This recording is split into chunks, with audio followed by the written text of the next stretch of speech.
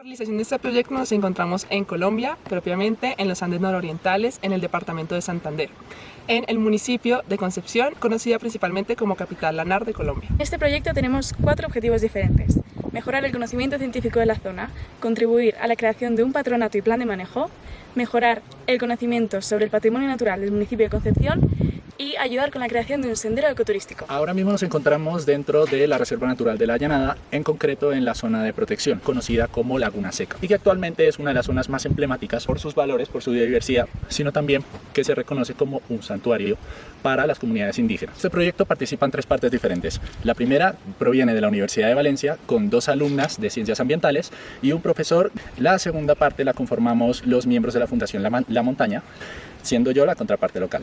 Y por último colaboramos con la Universidad Industrial de Santander. Las actividades que hemos realizado durante este proyecto han sido la creación de 2 informes de biodiversidad y de patrimonio, así como unas jornadas en colaboración con la Universidad Industrial de Santander, donde hablamos del patrimonio natural que tiene la Llanada y donde colaboramos con los estudiantes y profesores.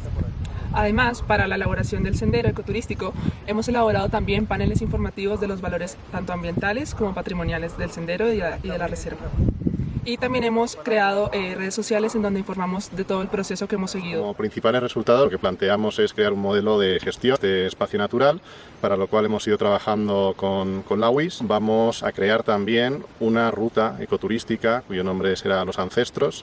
Por lo tanto, también se plantea como objetivo y resultado de este proyecto la creación de un patronato. La principal conclusión que pretendemos alcanzar en este proyecto, siendo este territorio históricamente un lugar de confrontación entre la guerrilla y el ELN, es a través del ecoturismo y la concienciación ambiental que poco a poco se vayan desarrollando actividades que permitan a los pobladores de todos estos territorios pues, tener una vida digna y una vida ligada a la naturaleza y con aprovechamiento del turismo de manera sostenible.